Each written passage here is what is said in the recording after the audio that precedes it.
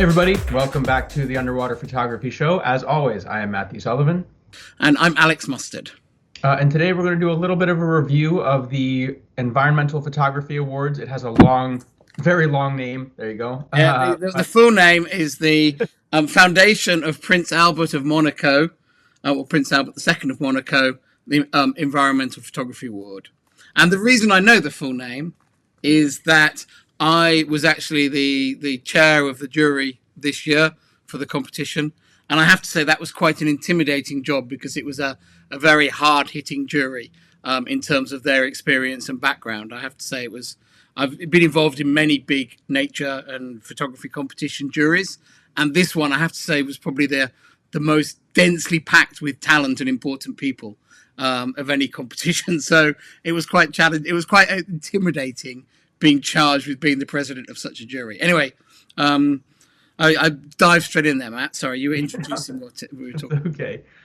But the Environmental Photography Awards, it's not only just about showcasing like beautiful wildlife pictures. Their aim is also to show the relationship between humanity and nature, sometimes the ugly side of that as well. So there are some powerful and depressing images in this competition, but not every nature picture can be pretty and beautiful and uplifting. It's important to see the other side of that as well. So today we're just going to look at a couple of the images, discuss them, and discuss these sorts of competitions as a whole, why environmental images are important. Yeah, I think it's an area that maybe underwater photographers are lagging a little bit behind wildlife photographers on land. I think that a lot of wildlife photographers on land have begun to realize that, yes, they want to take some pretty pictures of animals, but they also, seeing the natural world under so much pressure, also want to take pictures that tell those stories too. And this is where conservation photography, environmental photography has risen from.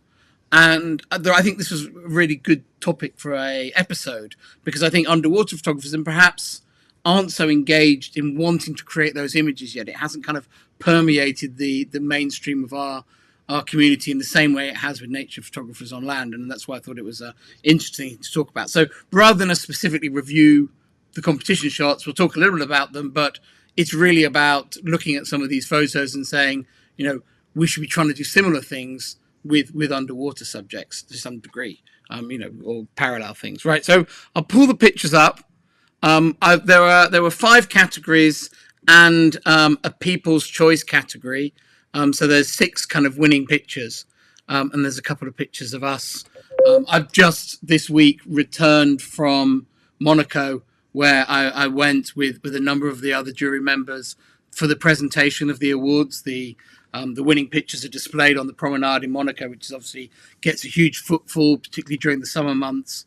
And the pictures therefore get to reach an audience who wouldn't normally connect with these pictures. And it's one of the reasons why so many of us photographers like supporting this particular competition, is because it reaches the unconverted. I think a lot of the time nature photography competitions get devoured by the nature photography community, but maybe don't get seen by a wider audience. And this competition is really about taking those pictures and putting them into public spaces in Monaco, in the summer, but also, around France and around the world. So that's why it's really interesting. So I'm going to put up our first picture here. This was the overall winning picture from the competition, and also the winning picture of the category Humanity versus Nature. It's taken by Aaron Gakowski, and it's called See No Evil. And it's a very sad picture of an orangutan at Safari World in Bangkok, Thailand, where many orangutans are kept captive in very horrible conditions and trained and almost, well, it would be more correct to say tortured into performing for really, silly gratification of people. And it's a very sad story. This particular orangutan is called Ning Nong, and Aaron gave an amazing speech about it, which you can probably catch somewhere on social media, about her and how the orangutan suffer. Anyway, I don't want to talk about that too much, but this was the overall winning picture. And I've got a photo of me just to cheer me up and have a laugh. This is a photo of us presenting Aaron with his award down on the waterfront in Monaco. So Next up, actually, Aaron, who is a well-known conservation photographer and filmmaker, and you can see a number of his films on these things on different streaming services. He also won the Changemaker category, and the Changemaker category is a category specifically focused on celebrating people trying to do positive things around nature. And I think this is what I really wanted to talk about with this contest, is that this isn't just a contest for the bad news pictures. And obviously those bad news pictures, tug on the heartstrings. They can be very emotional, powerful imagery. But I think I love the fact that this contest has a category that's about celebrating success stories, but through powerful visual still imagery. And these are guards training to guard rhinos from poaching. And this is part of their training facility and how these guards, and it's a very dangerous job guarding rhinos from poachers, because however big a guns you have as a guard, the poachers tend to have bigger ones, and it really is people putting their lives on their line to keep a species going. The thing I like about this competition, though, is that it does have these 5 categories, 2 of which are very much aimed at the human-animal relationship in terms of having the humanity versus nature category, which is more about antagonism between humans and nature, and then the change makers, which is celebrating success, and then 3 other categories which are much more environment focused categories, celebrating the wonders of wild places. And I think it's that balance in the competition of having 2 sort of storytelling categories and 3 celebratory categories, championing the wonders of 3 key environments on the planet, one being forests, one being the ocean, and the other one being polar regions. That I think makes this a really interesting contest. I don't know if you want to say anything photographically about these shots. I mean, this shot I think is beautifully lit and composed, but it wasn't really what I was sort of wanted this episode to focus on, Matt. But well, one thing that you mentioned earlier that made me think of something is you said that underwater photographers seem to lag behind terrestrial photographers in terms of like telling these kind of stories with pictures. And part of me thinks that a lot of that is because, we are terrestrial creatures. So we see this stuff. The vast majority of people see this stuff on a daily basis above water, whereas the ocean is a little less accessible, every minute of every day. So that's could be in my head. That might be why underwater photographers see this stuff and photograph this stuff less. And we generally seem to chase the beautiful stuff when we're down there versus necessarily the less pretty side of things. But I mean, for example, I think Shane Gross, who we had on the show, he's a photographer who does fantastic work in this sphere in the underwater world. Yeah. And my hope is that more and more of the community make taking these types of images something they're striving for when they're in the field, rather than always thinking you have to be on a scuba dive to get a shot. Sometimes when you're back on land and you see someone, making a difference, it might be anything from coral propagation to, constructing an artificial reef to help marine life, to doing things to, protect particular species around the world. Or, I was, in Missouri recently, and they've got a resharking program where they're getting eggs from leopard sharks, the tropical leopard sharks from around the world, from aquariums, because they're quite commonly kept in aquariums. They lay lots of eggs in aquariums because they get lots of food. And then they're able to take those eggs out, and then, because they can transport them very easily while they're still in their egg cases, fly them out to these remote places around the world and then put those sharks, once they hatch, back into the environment, which is a really cool program. Anyway, those are just a few very quick examples of things. Yeah. And obviously with the mass coral bleaching that's going on, particularly in the Indian Ocean at the moment, but really around the world, there's a lot of it across Asia as well, with the huge sort of marine and heat wave that there is there.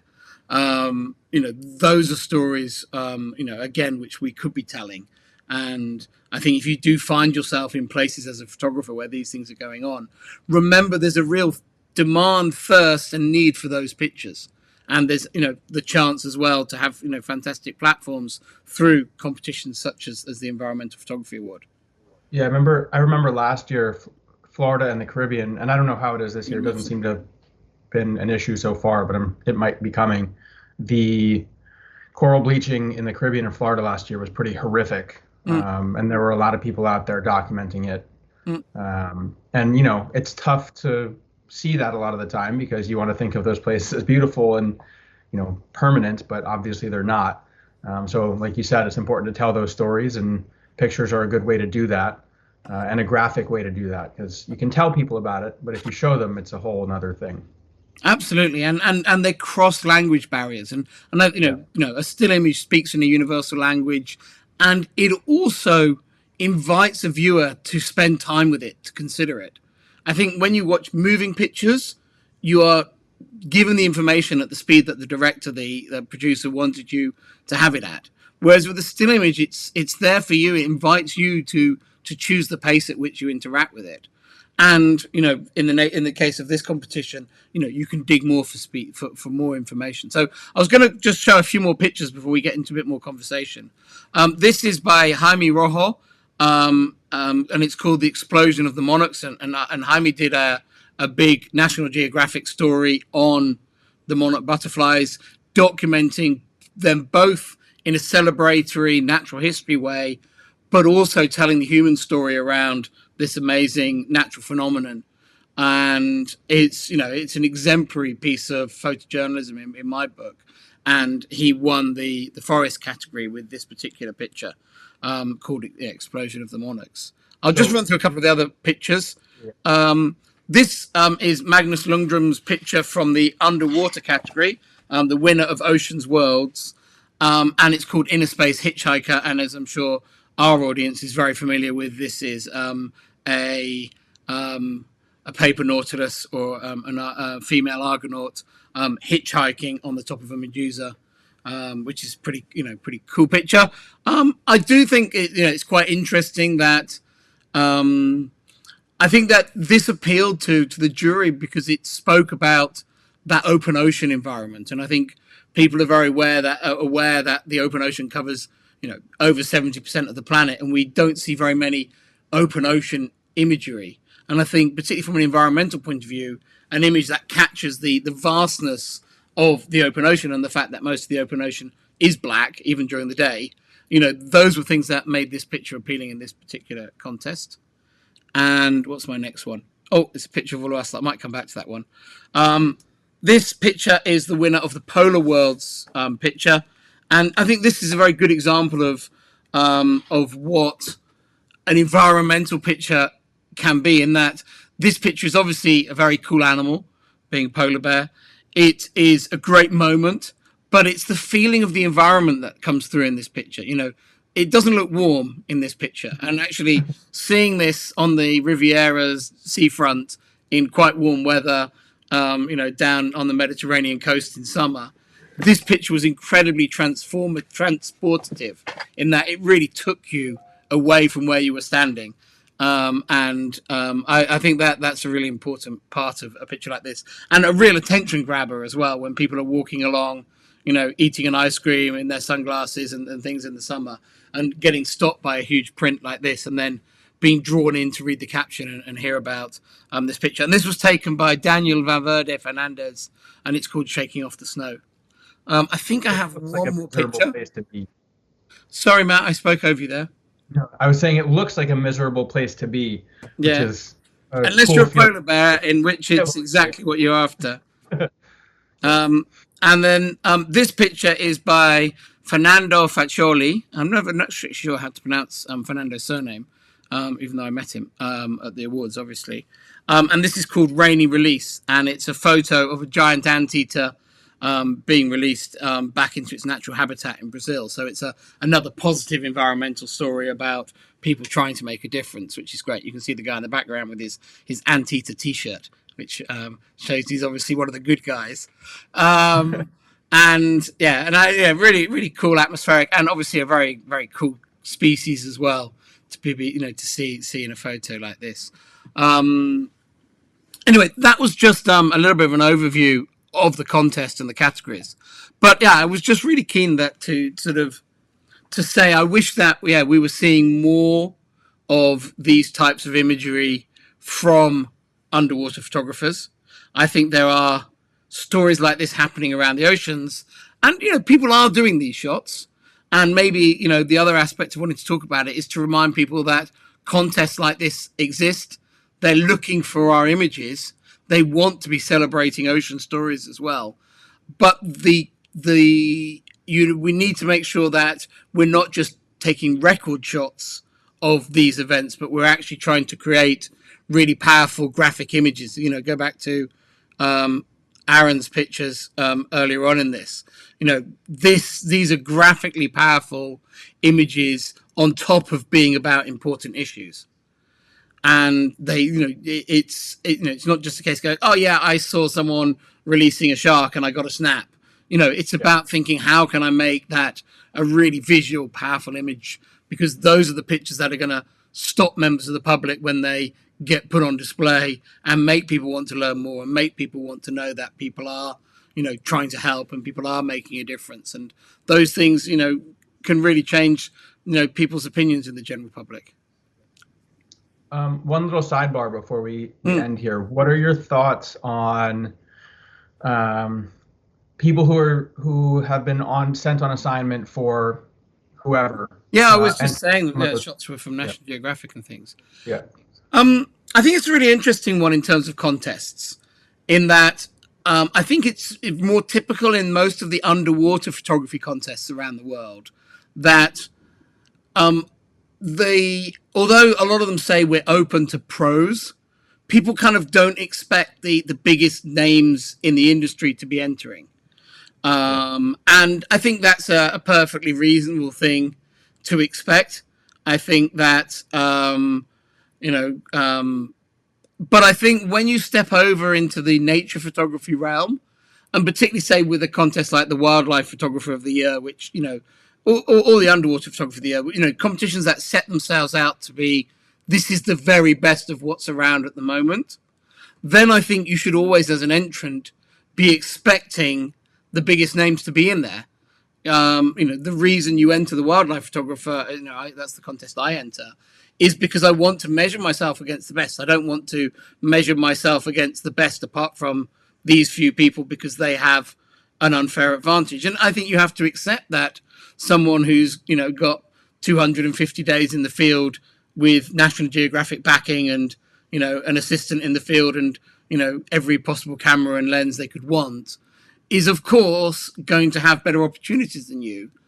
But it doesn't mean that you can't be awarded too in these contests. And so I think there's very much a place for those things. But I do also think that the underwater photography contests are aimed, that are giving away holidays and things like that, are not aiming themselves at the very top pros. They're aiming themselves at the very, very talented photographers who are probably doing it more for enjoyment than as a profession. Yeah. And I think that anyone who's thinking of entering a competition should be looking at past results as well. So I would say that there are certain contests where I would think that a pro is being a little bit, I can't really think of the right word, but petty by entering. And I think, if you went out there and entered, one of the popular monthly underwater photography competitions as a pro, I think that that's not really who those competitions are aimed at. And I think that the opportunities that you have in the field give you an unfair advantage irrespective of talent.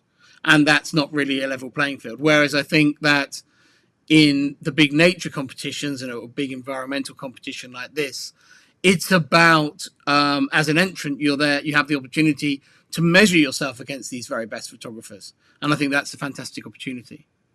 Cool. Right, we're back on full screen again. So I guess that's a pretty good place for us to wrap that one up. I hope you found that interesting. I think it's an area that we don't talk about a lot in underwater photographers. And since I've been recently out there doing stuff with this competition, I thought it was a good chance for us to chat about it. As always, thank you guys for watching, and we will catch you in the next one.